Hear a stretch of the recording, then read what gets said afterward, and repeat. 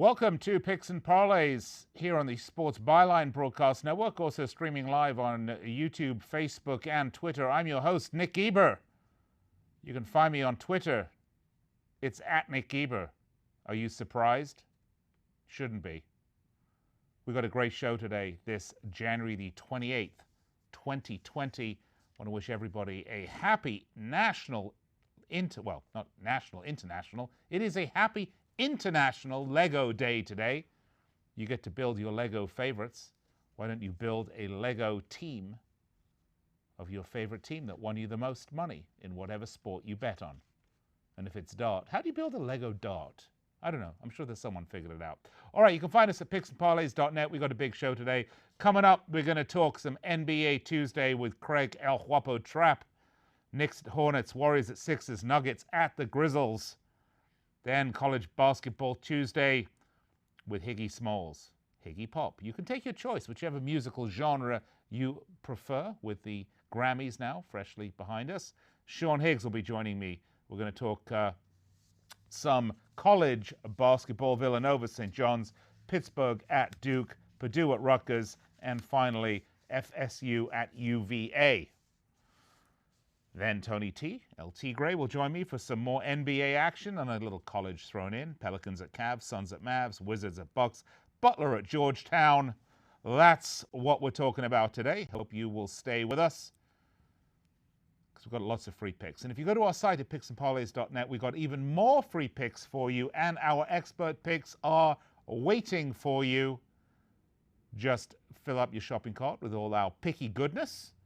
Put in promo code COLD and get 15% off. All right, I'm going to gather my thoughts, and I'll be right back to kick it all off here at Picks and Parlays.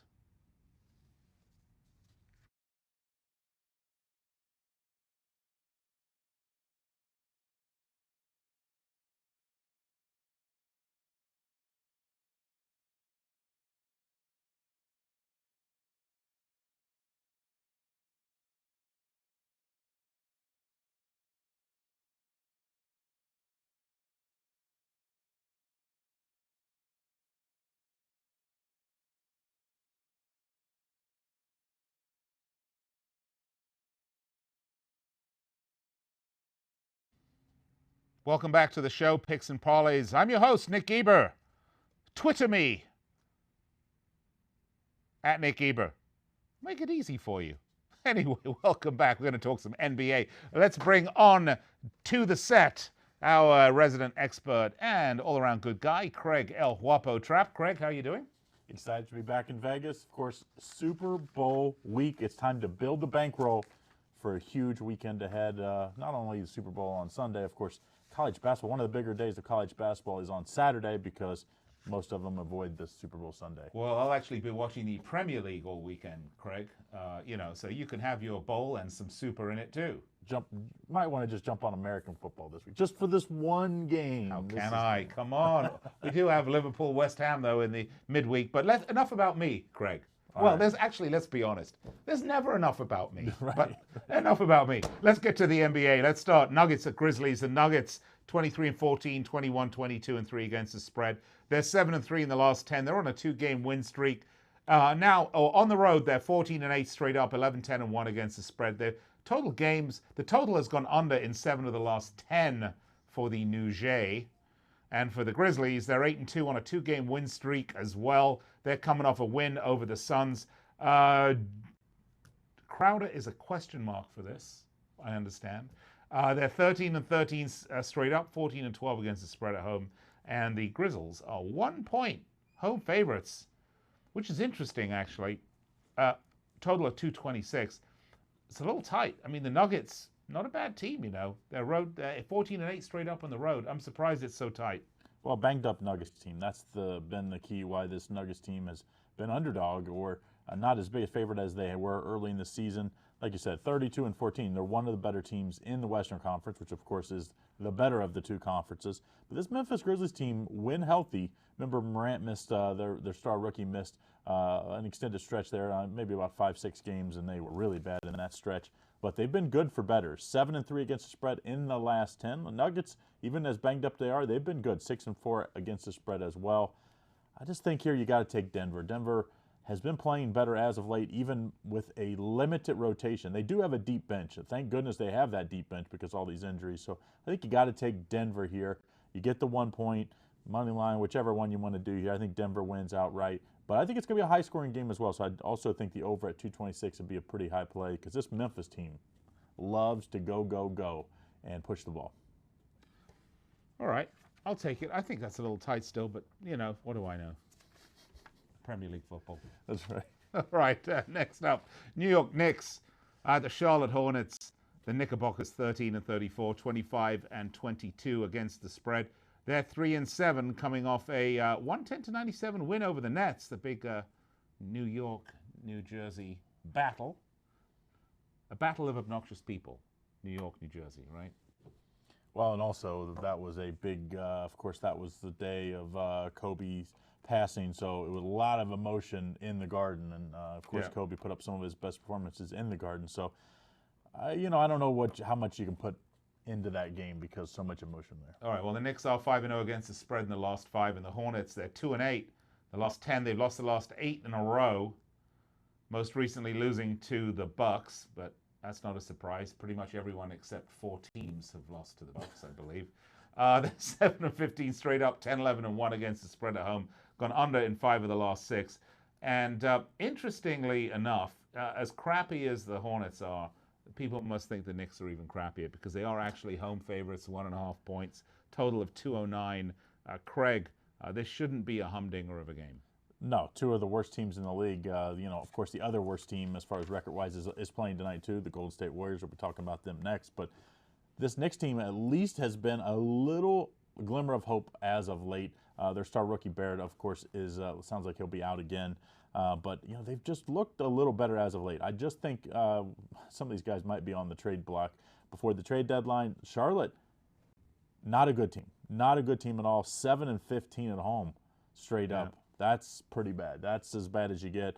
As much as I've liked Michael Jordan as a player back in the day, as an owner and executive, he has been not so good. This Hornets team's kind of headed in the wrong direction. When they lost Kemba Walker in the offseason, that was hard to replace. And I just think you have to bet against Hornets here. When you're saying a home favorite of 1.5 points, you get 2 or 3 points just being the home. You're basically saying the Knicks are on a neutral floor will be a better team. So that's how bad the Hornets are so bad they make bad look good. That's how bad this team is. They really are. I think if MJ came out and played today, he'd be the best player on the floor. I think my son's elementary school basketball team could beat them. Although they did just have a game this weekend, and for the 3rd game in a row, they mercy ruled the other team out. I've never even heard of mercy rule. So when you get up by 30 points, they stop scoring. We got to go? Wow. So what you telling me? No? Wow. Looking at our producer, Andrew. What's this? He's doing something with this. I'm not sure what that is. Okay. I thought he was driving. I thought he was chopsticking. I don't know. All right. One more game to go. Warriors at Sixers. Golden State Warriors 10-37. Oh, you know what? Is that worse than the Hornets? Maybe. It is. But we know why the Warriors are so bad. They're 22-24-1 against the spread. They're 1-9. 1 of 9 in the last 10. They're on a 3-game losing streak. They did lose to the Pacers. Obviously, look, Steph Curry, Klay Thompson, Kevon Looney being out is the key issue, obviously, with this club. 3-20 straight up on the road. 12 against the spread. Total's gone over in 4 of the last 5. And the Sixers, not a bad team. Actually, they've gone a little off the boil a little bit, but they still are 7-3 in the last 10. They're 30-17 total. 21-25-1 against the spread. They just beat the Lakers 108-91. They're 21-2 straight up, 13-10 against the spread at home. Joel Embiid is likely to play. They've gone under in 4 of the last 5. Take it away, Calgon. Well, I don't think Embiid will play this game. I mean, why would you? If he does play, I think it's going to be limited minutes. He's just holding me right here. Yeah, he's saying he's playing. Hold on. Yes. Yeah? Yes, you're playing? You're playing. No. He says he's going to play. Oh, okay. I just don't see. I mean, you don't need him to beat a struggling Golden State team, like you said, 3-20. We're going to probably get double digits here with the Golden State Warriors. Golden State Warriors have been good against the spread, though. 11-12 against the spread. So when a team is 3-20 straight up and 11-12 against the spread, that means they've been getting a lot of points. And I expect another big spread here. I think Golden State covers this one. I'm not a big fan of the Sixers team. They play in spurts. They don't play consistently on defense. Yeah. They don't always give it all on, as far as boxing out to help in big and get some rebounds so they can get out on the break. I just think, they're playing just to win this game, not to cover. Let's take the big number here with the Golden State Warriors, but I wouldn't go crazy in this one just because, like you said, Golden State's 20% of their starting lineup is going to be playing this game. All right. If the Bucks played in the West, what would their record be? Probably still be a real close to the same, just because in the West it's, I just think Golden State Warriors. No. I think the Bucks. I still think the Bucks are the third best team in the league. Oh, you really? Because their record would say they're the best team in the league. Well, I still think the Clippers. In my opinion, the Clippers, Lakers, and the Bucks in that order. You think the Clippers are better than the Lakers? Yeah, because they're just deeper. Now, if the Lakers get some help in the trade deadline, they get some help on the bench. The Lakers' issue is their bench. They basically have no bench. And eventually, you have a guy like LeBron with all the age on the wear on the tires. He's going to miss some games. Anthony Davis has missed some games already this year, historically not the healthiest guy. I think the Clippers are a little better. I think the Clippers need some help in their front line as well. But I think the Clippers, Lakers, Bucks, that's how I have my power rankings right now. It's pretty much because you're a hater, Craig. No, I just... No, you're a hater. You're hating on the GOAT. Well, I hate LeBron. No, you're hating on the GOAT. But, that's what's going on here. But I've made a lot of money on LeBron in my days. So why do you hate the man? You should love him. You should kiss him. You should want to hug him. Well, I've made a lot of money. Sometimes I bet for him. Sometimes it doesn't matter. Against him. He is a source of much wealth for you. Let's just say Kobe's, of course, passing, the greatest Laker of all time. You're never going to put LeBron in that. Even if he gets him a championship this year, he hasn't been there long enough. He hasn't been there long enough. He's not beloved because he just keeps moving around. Yeah, he has not. He's not like Kobe. He's not going to do his entire career at one team. He's already played for, he played for the Cavs twice, yeah. the Heat, now the Lakers 4. In 16 years? Kobe played all 20 years for the Lakers. That's what you call a man that has little morals. And guess what? I'm smelling the resentment. Is that the Ohio boy in you talking? Hey, it's called Mistake on the Lake for a reason, Cleveland. And I'm from Cincinnati. Isn't that all the same? A little hatred there. I'm from England. Isn't that all the same? Ohio? Really? No. It's out there, right? Cincinnati, I don't really consider part of Ohio. It's Cincinnati as far as I'm concerned. All right, we got to go. We got to go. Be right back with more Sean Higgs coming up next. Picks and Parlays.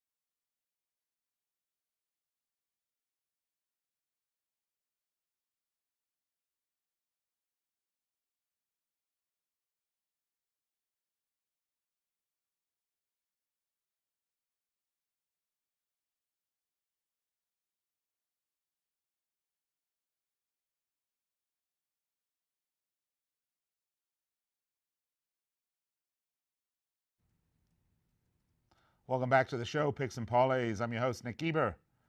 You can find me on Twitter at Nick Geber, NickGeber. We had a great segment, did some NBA in the last segment. Now let's move on to the college game. Let's bring in my good friend, expert handicapper, Tony El Tigre. Oh, wait, no, not Tony El Tigre. Wait a minute. Joe Duffy. Wait, that's not Joe. That's sure. That's not. Wait. This is crazy. I was going to have Sean Higgs, and I was going to have Tigre, and now I've got not even Joe Duffy. I know Sean Duffy. I got Joe Duffy. What's going on? I have to admit, I was confused as bleep. I can't even say it. I don't want to get in trouble with the FCC, but you confused the living daylights out of me, Tease. And I'm like, wait a minute. I thought I was supposed to be on the second segment. And I love this. I looked in the mirror. I'm not Sean Higgs. I don't think I'm Sean Duffy. No. I think what is your brother doing, by the way? I don't even know what I'm doing because you just confused the daylights out. I think my brother, he's drinking some beer. Today it's pick a handicapper day, so we're just going around a wheel of fortune wheel and spinning, and whichever handicapper comes up. All right, Joe, I guess it's you. So it's not like I'm disappointed or anything. By the way, what's the most famous thing to come from Ohio? I would say Interstate 75. It's not Chrissy Hynde from The Pretenders?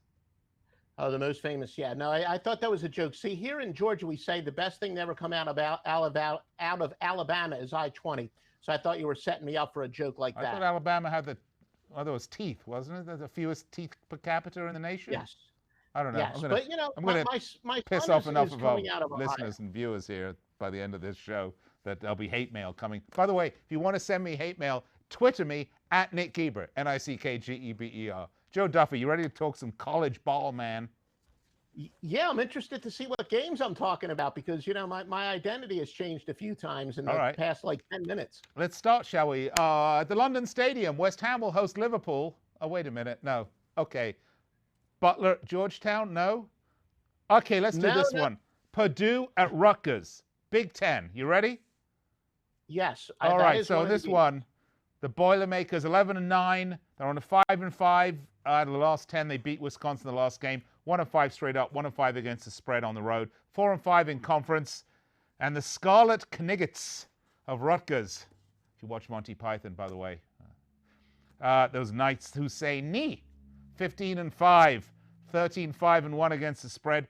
8-2 beat Nebraska last game, 75-72. They're 14-0 straight up. And 9-3-1 against the spread at home.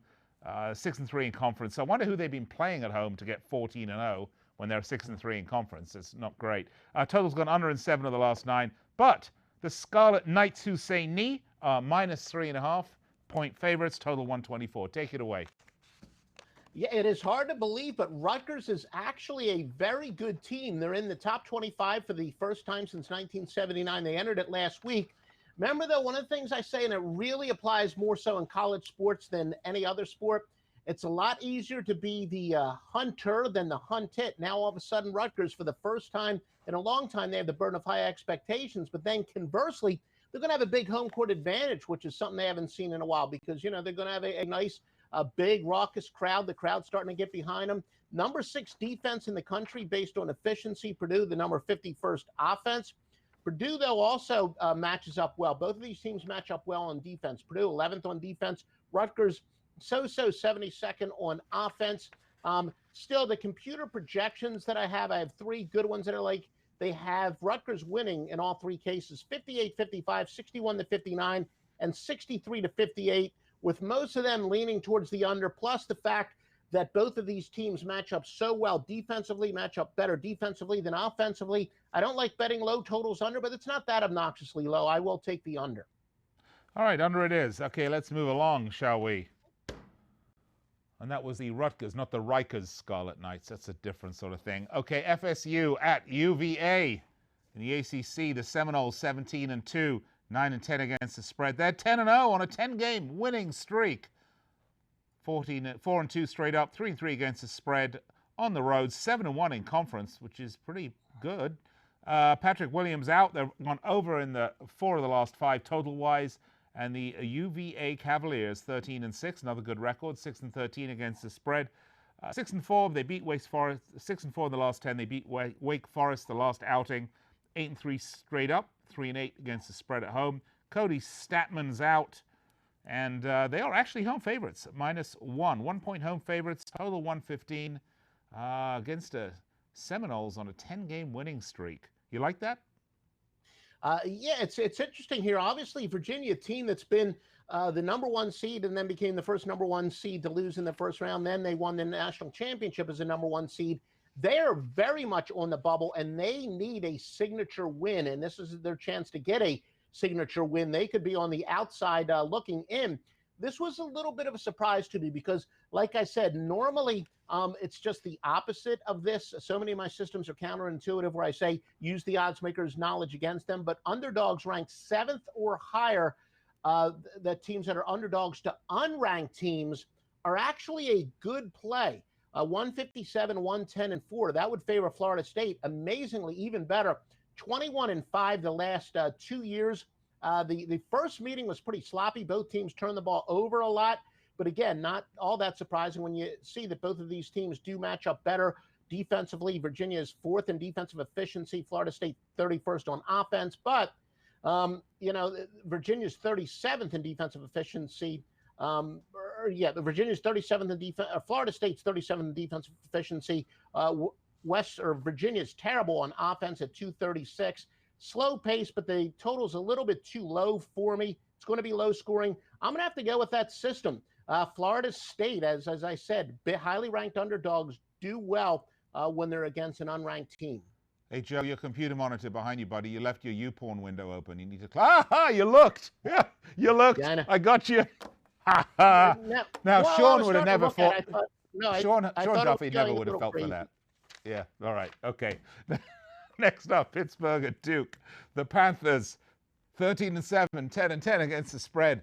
They're 6-4. They lost the last outing. Actually, you know what? Forget that. Let's go into the Big East here. Let's do the Villanova at St. John's, shall we? The Wildcats, 16-3, 9-1 against the spread. They're 9-1 on a 6-game winner. 3-2 straight up, 2-3 against the spread on the road, 6-1 in conference. Jermaine Samuels won't play. Total's gone under in 7 of the last 9. And the Red Storm of St. John's, 13-8, 13-6-2 against the spread. They're 4-6. They beat DePaul 79-66 the last outing.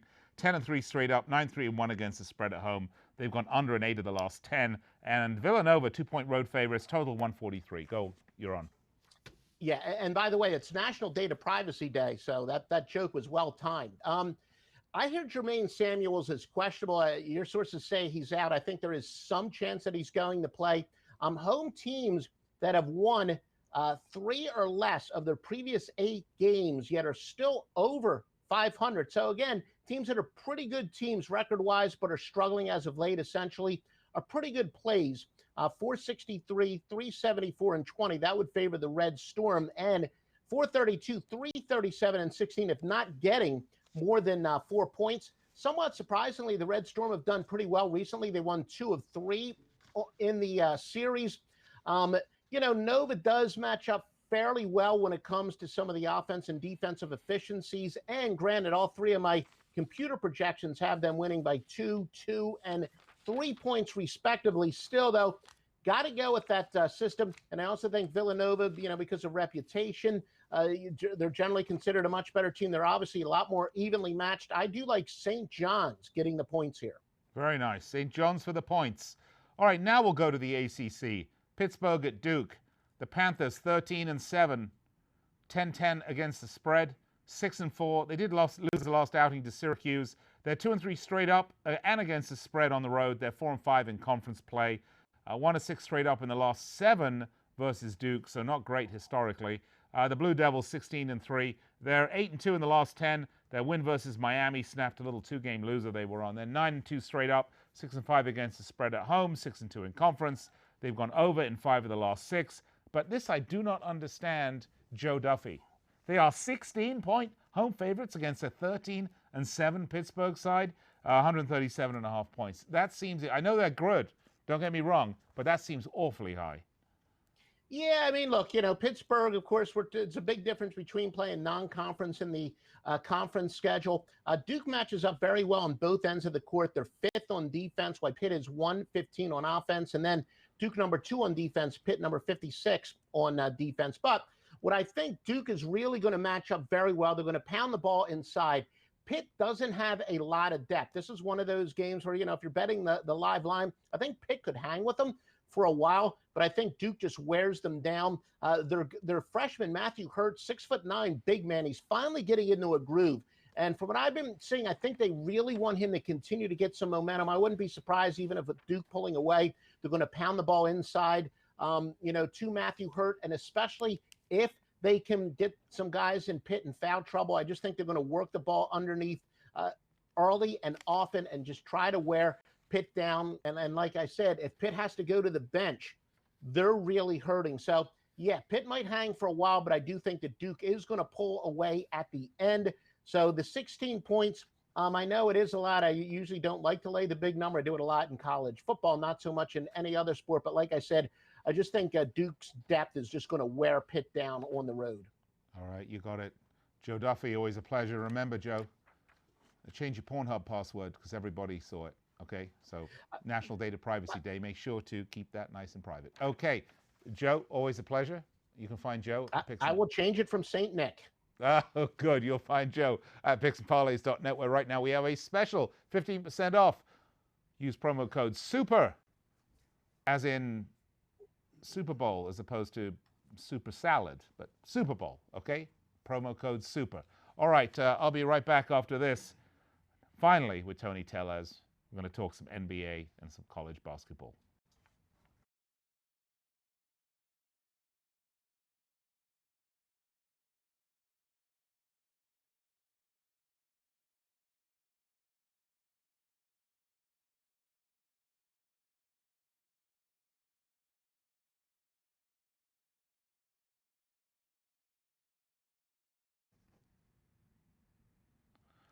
Welcome back to the show, Picks and Parlays. I'm your host, Nick Geber. You Twitter me, twatter me.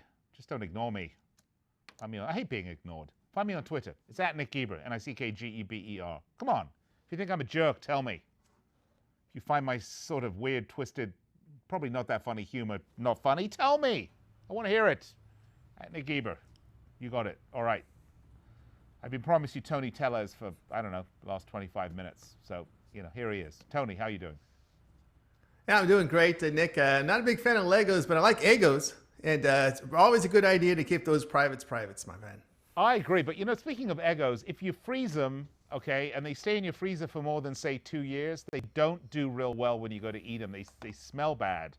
I did that. I bought the huge box of Egos at Costco, a couple of years ago. And then my kid stopped eating them. And then he just wanted them again. And I heated one up. It was not good. Just remember that. But it is National Lego Day, so you could make an Eggo Lego and try to eat it. And I don't think that would taste good either. Let's talk some NBA action, shall we, Tony? Because we have just one college game to get to. We'll keep that as the cherry on top at the end. Let's talk about, I think, the hottest team right now in the NBA. They are playing a team that's not so hot. The Washington Wizards are going to face the Milwaukee Bucks. The Wizards 15-30. 22-22-1 against the spread. They're 4-6 in the last 10, coming off a loss to the Hawks. They're 6-19 straight up, 10-10 against the spread on the road. The total's gone over in 4 of the last 5. And the Bucks, 9-1 on an 8-game win streak. They beat the Hornets last outing, 21-2 straight up at home. What a great home record that is. 12-11 against the spread at home. George Hill will likely return for this game. The total's gone under in 6 of the last 9 against Washington. And they are, speaking of laying the big points, we were talking about that last segment, 16-point favorites at home, total at 240. Now, I'm going to ask you the reverse question, Tony. Does it seem a little low to you? Yeah, I know. I'm telling you, when you look at this Washington Wizards team, the first thing that doesn't come to mind is over the total. And, with Milwaukee, they're the fastest paced team in the league. Washington 6th fastest, and I think Milwaukee, they like to run. They got a dance partner here with Washington. I know the total's high, but I'll still go over the total of 240. Heck, Milwaukee could probably put 140 on this team. In their past 2 meetings, they've combined for 277 and 246 points. So they have played to some high scoring games in the past.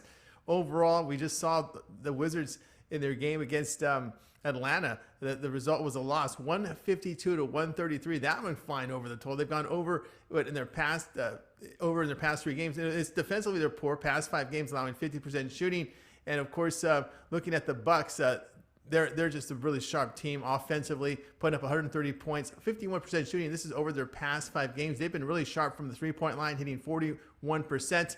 And I know the total is high, but I can only look at this one over total. I don't want to lay the points with Milwaukee because they've fallen short in some of these big spreads of late. And of course, you got to be aware here of Washington because they're just a one-trick pony. They like to score. There could be the back door open there in that 4th quarter in the garbage time. So I'm going to take this one over.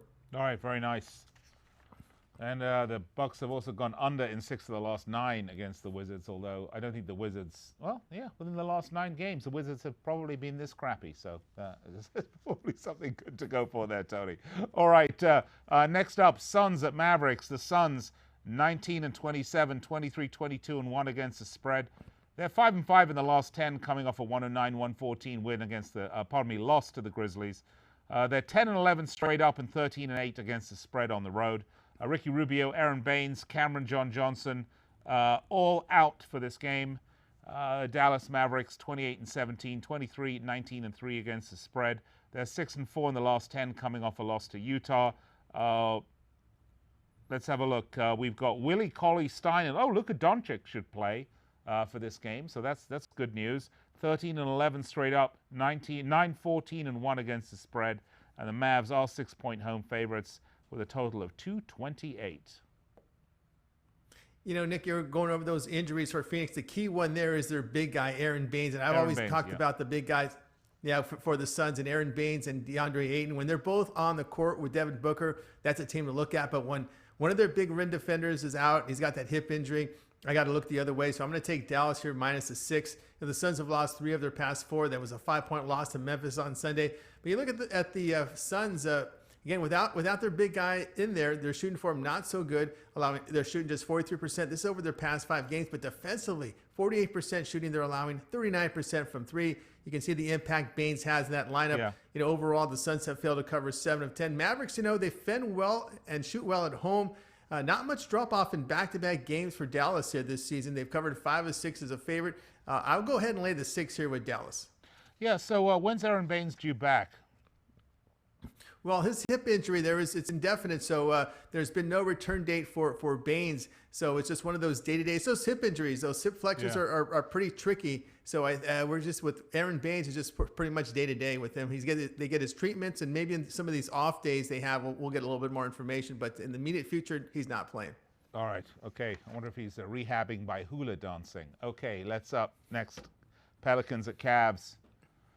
Pelicans 18-29, 24-20, 24-22-1. This sounds like a phone number, doesn't it? Call me, 24-22-1. 6-4 coming off a 123-108 loss, win over Boston. I'm not doing well today. 9-14 straight up, 11-11-1 against the spread on the road. Jrue Holiday is likely to play. Kind of a rhyme there. Like it. And the Cavs, what can I say? El Guapo's favorite team, 12-34, 19-25-2 against the spread. They're big 2-8 in the last 10. They've lost the last 7 in a row. Quality, 6-17 straight up, 8-14-1 against the spread at home. Yet the Pelicans are not that great because they're only 7.5-point road favorites against an awful Cavs team. Total 233. Yeah, that's right. The Cavs just looking really bad. Pelicans playing a little better. Of course, the Zion back, healthy, playing with New Orleans. You're going to start seeing some inflated lines here with New Orleans, but I can only look their way in this one. I just don't want to back this Cavaliers team. They've lost 7 straight. They failed to cover 5 of those, and defensively just poor. The past 5 games with 52% shooting. They're allowing 38% from the 3-point line. I do like Jrue Holiday, the point guard for New Orleans. He's a playmaker. He can move the ball, set up the offense very well for this New Orleans team. And they're in better shooting form right now. Look at their past 5, 48% shooting, 41% from the 3-point line. And the Cavs, well, they're not good in front of the home folks this season. They failed to cover 14 of 22 on the home court. Pelicans, they've covered 13 of their past 16. Remember, they've been playing well leading up to the return of Zion. So I'm going to look here at New Orleans laying the points. Okay, New Orleans and the points it is. Let's turn our attention to some collegiate basketball. The Butler Bulldogs, the Georgetown Hoyas. What is a Hoya exactly, I wonder? I don't know. Maybe someone can tell me. Maybe Tony, when I get to you, you can tell me. But the Bulldogs, I know what a Bulldog is, by the way. That one I get. Okay, 16-4, 11-8-1 against the spread. They're 7-3 coming off an 89-85 win against Marquette. 3-3 straight up and against the spread on the road. 4-3 in conference. Christian David, Henry Batty, Aaron Thompson, they're all doubtful. Total's gone over in all of their last 5 games. And the Georgetown, not quite sure what it is. Hoyas, 12-9, 9-10-1 against the spread. They're 5-5 on a 2-game losing streak. They lost a last outing to Xavier. Total has been under in 6 of the last 8. And at home, they're 9-3 straight up, 5-6-1 against the spread, and 2-5 in conference. And the Hoyas are very narrow 1-point home favorites with a total of 141.5. Tony, what is a Hoya exactly? You got me. You got me. I can't remember what a Hoya is. And matter of fact, I don't even know if the players know themselves what a Hoya is. I'd be surprised. But in this one, I'm going to look here at some Gaelic dance, I wonder? I thought it was some call. I'm trying to remember the mascot. I can't even identify the animal it is. I think it's just a made up name. It's just I can't remember what a Hoya is, to be honest with you. I don't it's know. not Maybe short it comes for anything. from La Jolla. The Hoya from La Jolla. Could be. Yeah, maybe, but it's spelled with an H. I know. I And know. it's not. But it's You how expect it's it more pronounced, that not name how would it's expect spelled. more in this. Right, you would expect that more in the Southwest. Yeah, I don't. That's a good question. That's what a Hoya is. But anyway, they're not. They haven't played well of late. They've lost 5 of their past 7. And one thing to note here is that I always look at defensive efficiency, defensive form, especially now that you're in conference. I look at the conference numbers a lot now, and it has led me to winners in college basketball. And when you look at the Hoyas, they're not very good defensively. 11th and last in the Big East in defensive efficiency. So when they're facing conference opponents, they're the worst defensively. They sit also worse in three-point defense, allowing nearly 39% from three-point distance. And of course, defensively, they've struggled for points around the bucket, not good on the glass. They do have 3 losses on their home court this season. Butler does enter play, got over that 3-game losing streak. You're going to have some of those bad runs in conference play. It's going to happen. And Marquette, Butler got past Marquette to get through that losing streak. They do have road wins in Big East play at St. John's and Providence, and they've shot the ball well against the conference. And defensively, they're best on the boards, second best in defending a 2-point shot. And this is an experienced team from Butler. And when you look at the head-to-head, the road team has covered 6 of their past 7. So I'll go ahead and take Butler here getting the point. So you take Butler getting the points. Okay. I like that. Big East teams, okay. So obviously there's the big teams in college football, the big schools, and college basketball is one and done. It's a real problem. What are the best teams that currently retain their talent for more than a year or 2? That's a good question, because I've noticed that teams like Villanova over the years, they don't really recruit the one and done players, but they do a really good job of developing players. And you don't see too many one and done players coming out of the Big East. You see it more so now in the ACC. Teams like Duke, North Carolina. You're starting to see it now with even we saw with we look at Oklahoma. With one of their one and done players, and sometimes you'll see them a lot from Washington Huskies. But the Huskies, now that they're gone to a more defensive style of basketball, I'm wondering whether or not they're going to start pulling in the freshmen, because they're not having very much success on the court. And again, if you're not having success on the court and you have a coach that's defensive minded, will those freshmen go to the Washington Huskies anymore? So that's something to look at. Of course, Arizona is another team in the Pac-12 that produces one and done players, but collectively, they haven't been really good enough as a group to get to the dance. And you look at successful teams like Kentucky with one and dones; they have a handful of them, and I think they blend nicely together. But when you just have 1 or 2 of them, it's very difficult to get chemistry amongst the team here. When you look at a team like Butler that we just talked about, they develop players there. They have a lot of experience. They play until their senior year. So some of those are kind of the teams that I look at here as we get closer to the dance. Xavier's another team that does well late in the season, although they're not as successful this year. But those are some of the teams to look at as far as experienced teams that can make deep runs in the tournament.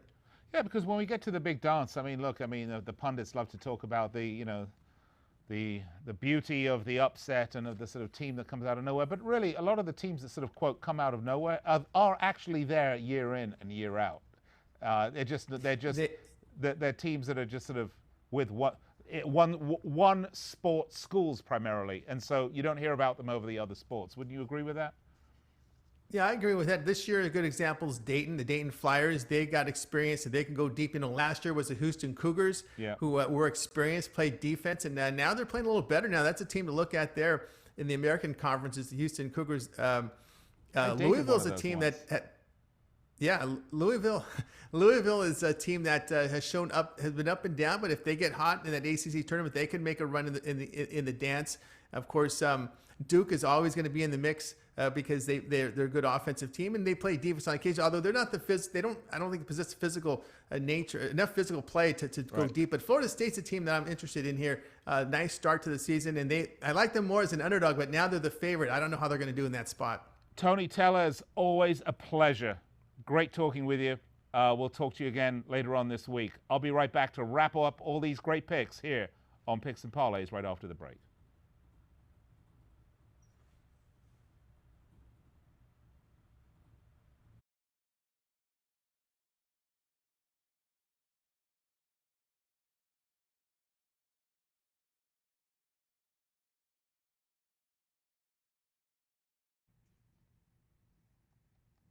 Welcome back to the show, Picks and Parlays. Hope you enjoyed it. We had a lot of free picks for you, by the way.